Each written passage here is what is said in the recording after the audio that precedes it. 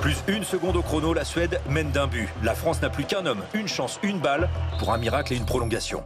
Elohim Prandi est placé par les arbitres à 10,51 m du but suédois. Déjà, le mur se dresse à moins de 3 mètres, contrairement à ce que dit la règle. Toute l'équipe de Suède forme un rempart de près de 10 mètres carrés à contourner ou traverser pour marquer dans un but de 6 mètres carrés. De ce point de vue, le droitier d'1,93 m n'a pratiquement aucune ouverture sur la cage.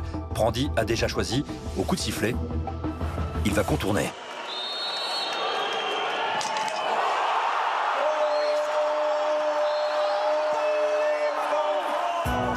Au départ, voici ce qu'il voit. Elohim est connu pour sa puissance de frappe. Un appui à droite, toujours en contact avec le sol.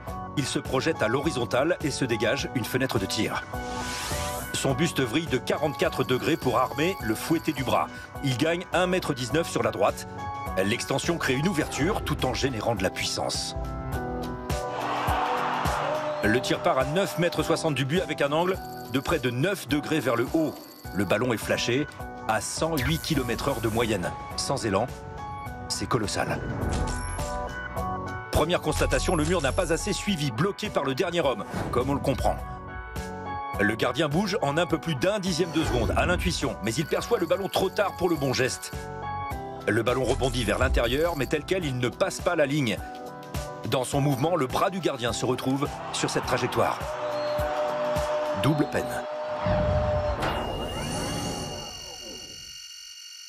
Et on a bien tout calculé, cadeau bonus. Le ballon est passé 67 cm au large des côtes suédoises.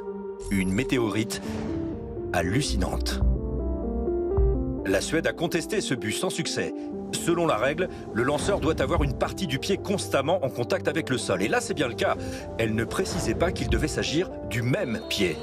Le mot vient d'y être ajouté. Jurisprudence Prandi. Ce but phénoménal sera donc le dernier du genre.